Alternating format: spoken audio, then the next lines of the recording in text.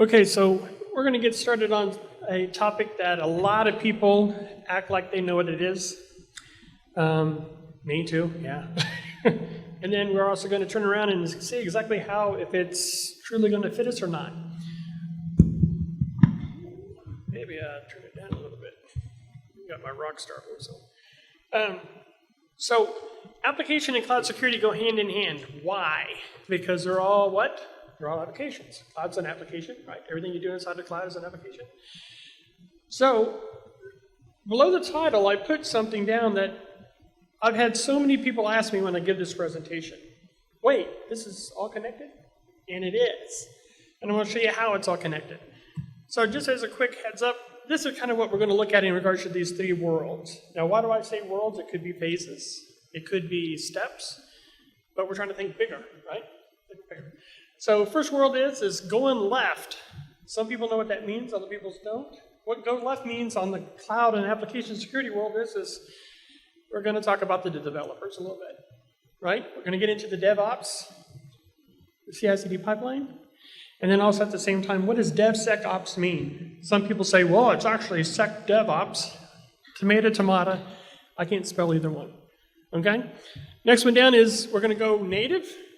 In regards to cloud native, what does native mean? It does not mean roasting your management over an open fire, not that kind of native. We're also going to get into a heart-touching and a very emotionally warm conversation about the Wizard of Oz. Does that sound like application security? Does to me. I'm on medicine. That could help. What's the next thing? We're going to look at World 3. What is GRC? Okay, it is not the bus you ride in Richmond. There's also other things, security policies, governance, right? Process procedures. And then the last, we're going to take turns point fingers. Isn't that important? So here's my disclaimer. Here's my notice. People say, what is application security? Application security, oh, I lost my mouse. Application security is the application. It's what consumes, it's what generates, it's what manipulates data. But it's not the data. And it's not the infrastructure below it, right? Because then you have DataSec, then you have InfoSec. It's everything that's in between. So somebody always says, well, Richard, what about cloud? Well, cloud is an application, and some of the networking that we can do inside of that is based on application, right? But there's a barrier there, and we're going to show what that is. So, how many people here have ever heard of an SSDLC? 9, 6, 5. Okay, round enough, we're going to say 100. So with that, SSDLC is what? It's a secure software development lifecycle. SDLC was originated in the 60s. Do you realize it's been around that long? And what's happened is it's been morphed. It's been twisted around. It's been consolidated into, oh, SDLC is the environment. Oh, it's our QA environment. It's test. It's dev, right? Or it's staging. But that's not what SDLC is. Those are just the environments that you use. SDLC is more of getting into, okay, are we planning for it? What's the analysis of this application or this system that we're putting through? Okay? Is it designed correctly? What about when we build it? Are we using that correctly? Then we start getting into the testing that everybody's familiar with. Oh, QA, smoke, all this other kind of stuff. Then we get into the maintenance. See, with Agile, it's different. There's that maintenance structure that's constantly reiterating the CI/CD pipeline. So are we using it? Are we actually using the phases? Part of the design phase means that there needs to be an HLD and an LLD. Anybody know what those are? They're not social diseases. It's a high-level design and a low-level design, right? Do we have those? If you don't have those, you need to walk up to your people that are in charge of development and do this and tell them to put their face in it because something's wrong. We need to be able to make sure that these guys understand this is important. What about, we heard a little bit about coding. So software coding or the secure software coding practices, there's 5 of them. Well, there's more than that, but basically there's 5 key ones. Most people say, I never put my username and password in my code. That's one little tiny piece. Because when you start thinking about the authentication, the authorization, the validation, the system management, and above all, cryptography, guess what? Now you're really coding something. Because unless you have all five are in play, somebody needs to take a step back and evaluate the software and say, you're missing one of these, or it's not strong enough, right? Vulnerabilities. We've talked a lot about vulnerabilities. What's the difference between a vulnerability and an exploit? Well, the easy and simple answer is, an exploit is taking advantage of a vulnerability. Does every vulnerability have an exploit? No, it doesn't. I like this guy. He's like, I know. No. No, it doesn't. But if a vulnerability is acted upon, now it's exploited. Who wants to be in that office right there in front of the CIO, the CSO, the LMNOP, whatever office letters they have, and have them asking you, why did this happen? I've been there. I don't like it. I don't think you'd like it either. So vulnerabilities, when we start looking at that, we say, okay, by God, we have some rules here. No criticals in our code. Well, that's pretty simple. That makes a lot of sense. No criticals. Hey, we're living on the edge. No highs. Okay, well, you took it down a step. No highs. But do you have mediums? Well, we might have one or two mediums, What if you had 30 mediums? They're not high or critical. Does that count? What's the weighted value of a medium compared to a high? If I got 10 mediums, which one's more valuable, or which one should I watch more than the high? Nope, only 2 mediums. Come on, we got standards. Fantastic. How many lows equal a medium? See, because what risk is going to turn around, risk is going to come and say, oh, I see that you have all these different markers. Each one of these markers are worth something. So part of your application security says you're inducing code or libraries, jar files, whatever it may be, into the environment that puts us at risk. How do we handle that? That is part of the policy, part of the process, finding out what those borders and gateways are. So, and there's always somebody there in your company that's willing to tell you what that is. Next thing, security testing.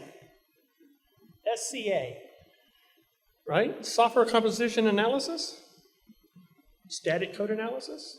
There are differences. What about security, try that one more time. Static, see how I was dropped a lot as a child. Static application security testing, right? Dynamic application security testing. Interactive application security testing. What is RASP? Real-time application security protection. Is it? No. Is that right? No, it's not, is it?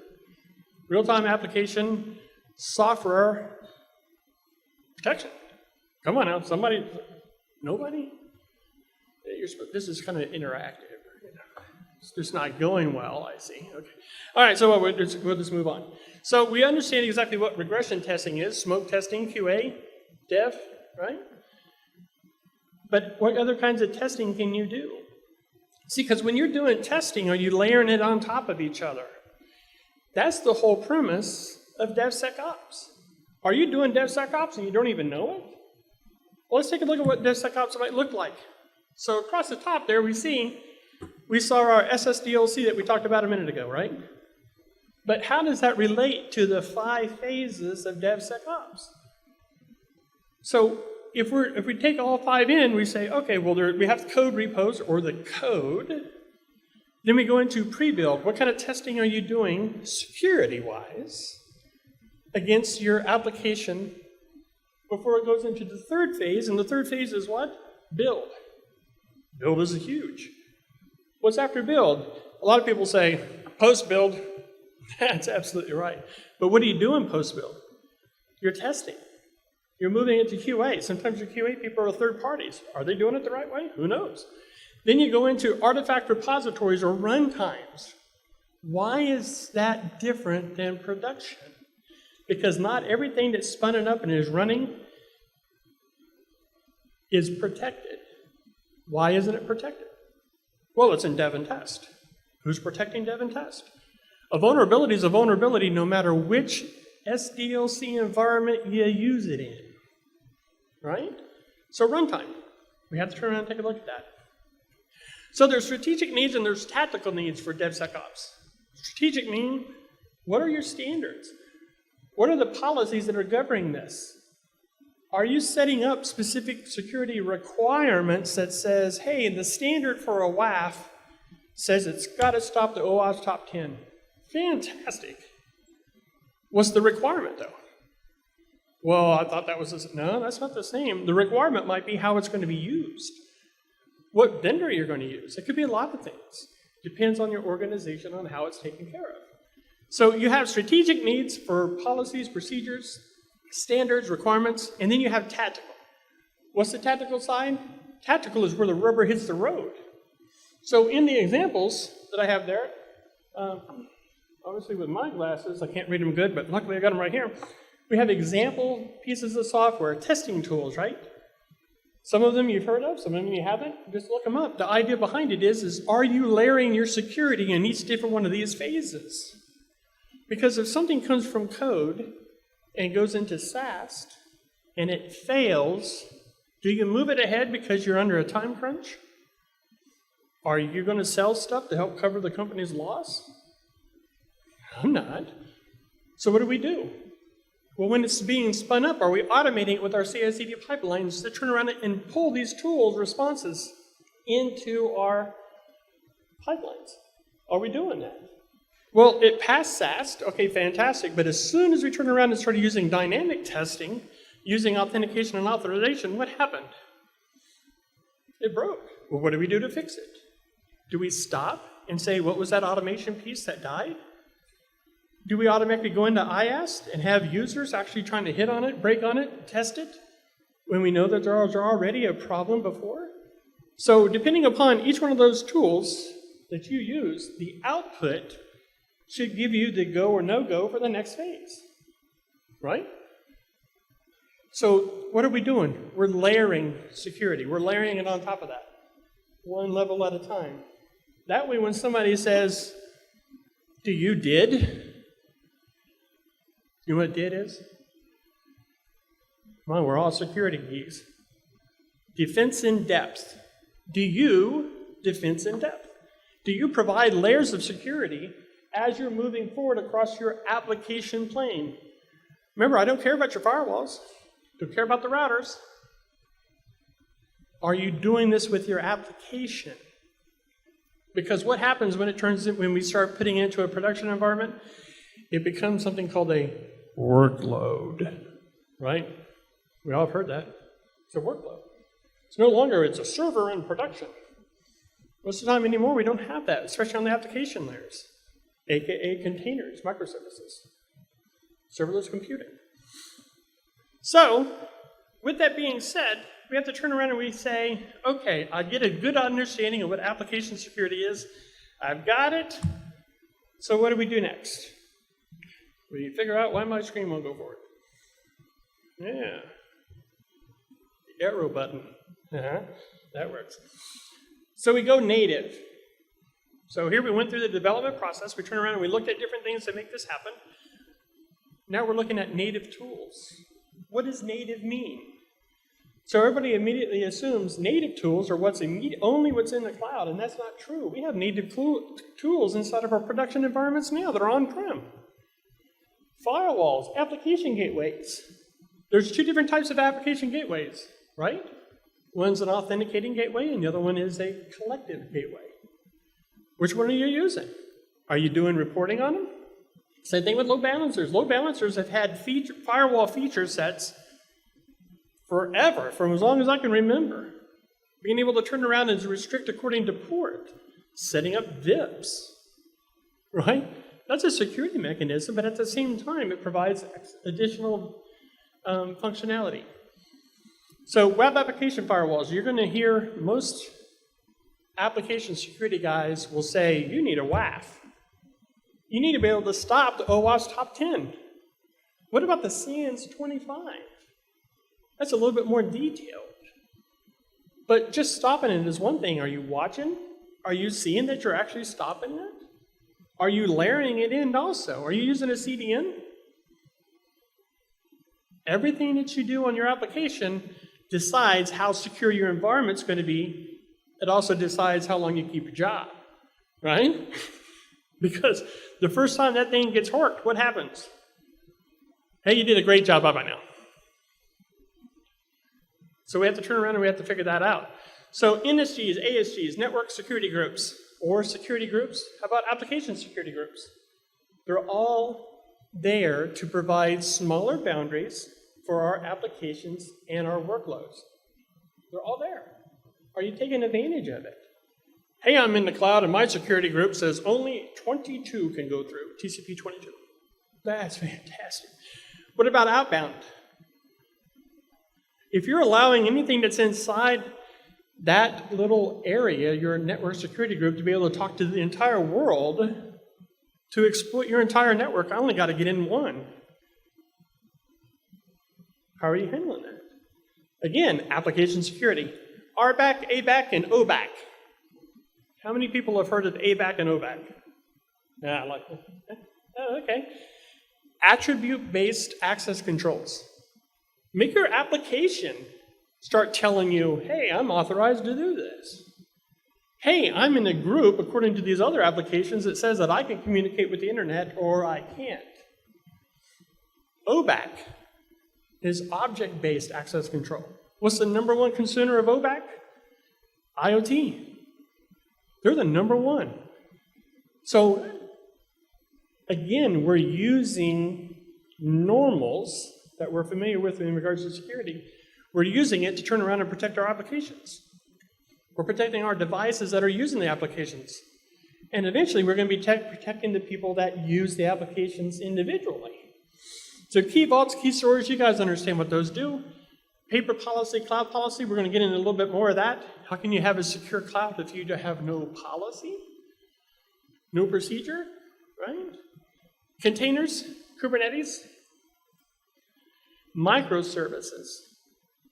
So I talked with a financial company and they have microservices. And I said, that's fantastic. How are you securing them? With the firewall. Does that cover a microservice? See, it restricts on that layer 3 and 4, but it doesn't go any up to where 6 and 7 is, especially if you're doing REST calls to that microservice. Then when I turn around and I start making comments about service mesh, how many of us are familiar with service meshes? It is the underlying tool that you can use to secure your applications on the fly. Now with containers, you also have container security tools. Okay, we've all heard of Prisma Cloud, the artist formerly known as Twistlock, right? We all know Prisma Cloud. There's Aqua, there's Sysdig. There's different flavors of container security that do more. They actually restructure traffic. Because then in your environments, if your traffic is structured, everything that is not what you know of is something you need to analyze. Some companies just do a default deny. Hey, you're not in an MPLS port. Sorry, you're gone. Or we'll turn you off. So last thing is log analyzers, monitoring. We all understand the importance of monitoring. We understand the importance of looking at what these logs do. If you have an application that does not create logs, and there's some legacy ones out there that don't, okay, you're in trouble. Have a developer somewhere, capture events, capture screen scrapes, whatever else, and dump it to something that can be read by something else. We all need that. Why do we need that? Why do we need all these native securels and these hardening practices for our code and our testing? It's because of these guys. Look at them. Shifty eyes. Look how they're dressed. Kind of funny, but not real bad, right? What's so different about these guys? They're standing at the door. Okay, first of all, some of you guys look really confused. Who knows what this is? Wizard of Oz. Okay, all right. So you know the great thing about the Wizard of Oz is? It has tormented every one of us every year when we were kids, because our mom was like, it's a good movie, we need to watch it, right? But let's turn and look at this on a security mechanism. Let's put our security glasses on. So the Wizard of Oz had two defining quotes that everybody uses all the time. I'm going to give you the first one. The first one is there's no place like home, right? Remember when you click the little rubber sloopers together? I've tried it, doesn't work, right? What's the other quote?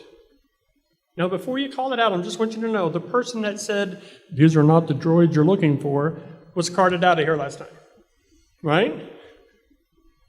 You know what it is? What? Or that's true. Yeah, that's called security, right? Yep, pay no attention to the guy behind the curtain. How about lions and tigers and bears? Oh my, that's right. Why is that important? See, because when this movie was made back in the 30s, we were looking at the physical level of danger. Okay, now we're looking at a different level that comes into play with our cloud and our security for our applications. You want to know what that is? That's these guys. Hackers, employees, and contractors or consultants. Oh my.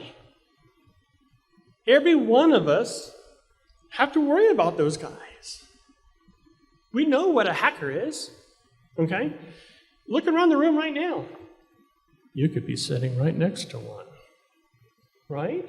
We know what hackers are. We know what employees are, right? I don't know which one's scarier. And then we also know what the consultants are. What do consultants or contractors do? They come in, they get an awful lot of work done, and then they go away, right? They're security threats. But what do we have to look at these guys? What do we have to evaluate with these different types of people? And it's their intent. See, application security takes security into a different level than just than InfoSec. Application security gets into the mindset of, oh, hey, what is their intent? What is the user's intent? What is the application's intent? Right? What if it's this? What if it's malicious intent? That means willing to do some bad stuff, right? What about accidental? Whoopsie, didn't know. What if I know it's a security policy, but man, that thing is a pain in my back porch. I want to get around that. I'm just going to go ahead and implement this real quick and we're gone. Woohoo! We're here for the weekend. All right. It happens. Do you know why it happens? It's because we're human. Now, applications can do the same thing. See, before we were thinking that an application is a program or a tool that we use. Not anymore. Applications have something called behavior, and we're going to get into it. So the next one is let's break this down. So on this picture that you're taking a look at, there's two constants. Do you know what the constants are? You see the malware? You see the little toto down the bottom? You know for a fact you're going to have malware trying to get into your environment. You know it. It's going to happen. But what's the other constant? The security gatekeeper. That could be you. That could be your department. That could be your company. But those are the two constants. The things that you can evaluate on a regular basis is those characters standing there. So look at the Tin Man. This guy just doesn't care. I don't care. He doesn't have a heart. Of course he doesn't care. Right? I don't care. I don't care about this security. I think it's just a waste of time. I'm going to talk smack about my security department all the time because they're hindering me getting my work done. It happens. What about sidestepping? Outside of that classy, snazzy suit. It's going around security. Going around security because it's convenient for me. He's going around security because I don't have to follow the rules because I know what the risks are, right? I know. So what's the next step? How about going all the way to the end to the uneducated? What does that mean? He's got no brain. Of course he's uneducated. But what if you turn around and they say, well, you know, I got this really nice email and it said that I won this lottery number. So I just clicked on it. I don't know why everybody in the department's computers went out. It happens. It happens really bad. See, the other thing is you get fragmentation grenades. Do you know what fragmentation grenades are? So in the Army, Navy, Air Force, Marines, all those guys, okay? They have these grenades, and when they throw it out, it blows out all kinds of metal, shrapnel, ball bearings, nails, okay? Pictures of my mom, terrible stuff, okay? But what happens with the fractional grenade is that the damage is widespread off of a single user pulling that pin. So what's the volatility of that scenario? It's the user again. What if it's an application and we start receiving these fragment grenades all the time, and suddenly you have a little piece of code that's undetectable by your malware? And then you receive another one of those, and it adds to the first one. And then it adds to the second one. And eventually you're getting snippets until eventually you have something that will embed itself into memory, into a device. Your printer can hack your network. It happens. Remember the news articles that we read here last few years where people were driving down through neighborhoods and they were using Bluetooth to connect to grills, right? Hot tubs.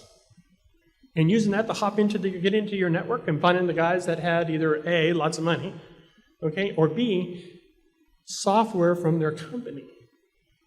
And they'd look at it every time they plugged their home computer into it, or their laptop from work into it. Where does the evil come from? You have to watch. So the last one in there is the good employee. How many people know and good employees? Just go ahead and raise your hand. I saw one hand over there. And he only went a little bit because he was still wondering about it. You know what good employees are? They're rare. So out of all those people you see, okay, there's only one of them that have to be protected. Right? That's the good employees, the ones that are actually getting the work done, the ones that follow the rules, the ones that are actually going after the right way to do things. Okay? So, remember I was talking before about how applications need to be treated as people. So look at that wheel.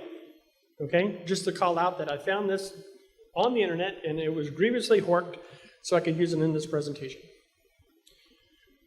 Anybody know what the work term horked means? You have to have been alive in the 70s. Wow, really dating myself here. Okay, we got one guy. Okay. So when it's horked, that means it's stolen. So yes, I did it. Let's move on. I'm talking about security. So look at those wheels, the people. Authentication, right? Access control, secondary approval, and user behavior. Okay, well this isn't about the users, right? We're talking about application and cloud security. So turn around and look at the rest of those things. Well, logging, data recovery, right? Data classification, encryption, key management. Then we get into the infrastructure side that can be configured inside of a cloud, right? Configuration hardening. And you know, that's huge when people accidentally don't configure their stuff right and they get hacked. Happens a lot. Right? Logical segmentation, and then finally, boundary enforcement. Your applications need to live up to every one of those. So let's go back to people. Authentication. Do you have your APIs authenticating to get from here to there? Is your APIs turning around and say, hey, listen, here's the credentials that I'm bestowed, here's the token, okay, here's the certificate. I'm allowed to go through so I can communicate with the databases in the back, or the legacy apps. Or a third-party SaaS might need to query me. Is your application authenticated? Second one, access control. It's totally based on the application. It can be based on georeferencing, okay? So where is it at? Does something in St. Louis have the authority to communicate with something in Chicago? How about DC? What are you doing with your applications to define that? Same thing when we start getting into secondary approval. Every time that your application authenticates, somebody should be watching that.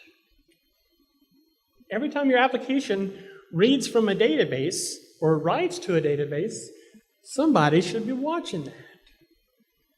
Right? Because what happens, we start building the last one there, behavior analysis.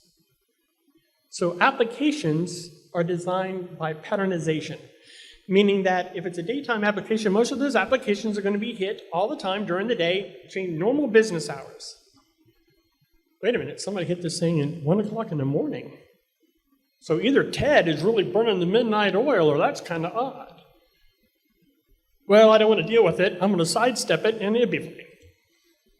Or do we turn around and we say, hey, this behavior isn't right.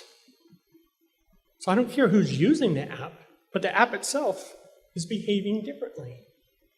My network isn't right. I don't use it myself, but why is it doing that? It's never done that before. That's odd, right?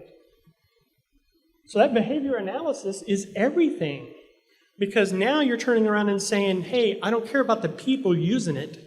I care about the application that I can control, right? So with that being said, so that application, we're going to get into the last and final world, and that is the instruction manual. The instruction manual is the security policies, the governance, the compliance, the risk. Because we don't have to think this up on our own, guys. There's other people that say, hey, industry-wide, according to ISO 27K1, it says that these controls should be followed. Take the brain work out of it. What does that do to your organization? How are you using that to affect your applications so that they are secure? Frameworks. The work is done. 853, we're all familiar with NIST, right? DFARS, do 171 for CUI. Classified, where is that? Confidential unclassified information? Yeah, something like that. Right? How about 190? We're looking at containers. Somebody's already went through this and taken a look at it. The NSA, back in August, released a document on how to harden Kubernetes. How many of you did that? See? The instruction manuals are there. We don't have to come up with this on our own. The last thing on that is the governance, risk, and compliance. Who does governance? When we're looking right here, it says governance. Everybody assumes governance is what? Governance is it's the government. It's no. Governance is your executive body, your management teams inside of your own organization. See, compliance is what the government throws on you. Oh, you need to be SOX, HIPAA, PCI, right? That's the compliance model. But governance is how are we using our own security to protect our applications and therefore our cloud? How are we doing it? The instructions are already there. Because if we don't follow those instructions, that middle word there, risk. Risk increases by how we behave according to our compliance models. If we don't care, either will a hacker, right? Either will the employee that says, you know, I've been really down on my luck and I met this guy at the bar and he gave me $10,000 to plug this USB disk. Stick. Oh man, it was fantastic. Got a new car. Yeah. Wait, I lost my job? How? My company went under? What happened? See, because we go back to that intent again, that human nature, that people turning around and trying to decide, are they a good employee or are they not? We just have to figure that out. So what does GRC look like? This is what it looks like. Policy, standards, strategy, risk, controls, incident, how we handle them, and also compliance. Technology is everything, guys, right? That's what our job is. Information technology is the whole gamut. But when we start breaking it down to the applications and how our cloud is going to respond to that security, determines if we're going to be respectful and be able to make that company succeed. Takes effort. Are you willing to do it? So what I want you to do is I want you to look at this. Look where that finger's pointing. Right? Is it pointing at you? Probably not. It's pointing at the guy next to you, right? But see, what we have to realize is that we're all responsible for security. If you look around the room, we're here because we want to either A, learn more, or B, validate what we already know. So what are we going to do? It's important to you to be able to do that. So in conclusion, I say thank you. Any questions? Nothing? No questions? I was that good? What? Somebody said something about my family? What? Oh, okay. We're ready for the beer? All right, we got one question.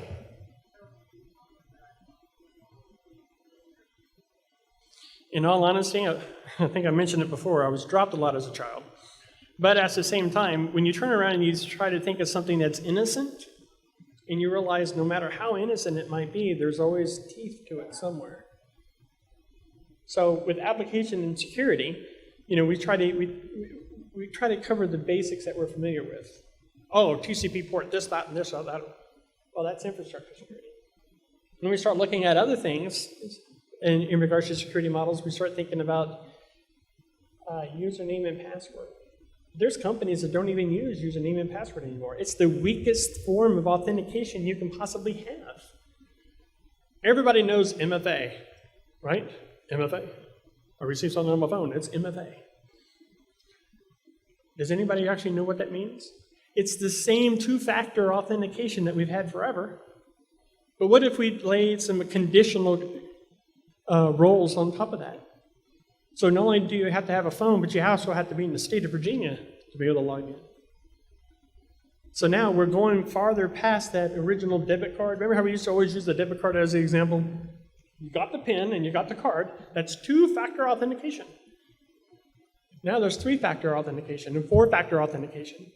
How secure are you? There's one thing that governs all of it, right? We are going to get hacked unless we need more of this. Just like the previous speaker said, you know when the budgets open up? After you've been hacked, right? Anybody ever been through a ransomware event? So I've been with several customers on the ransomware side, and it's not pretty. It's very expensive. All right, guys, thank you so much.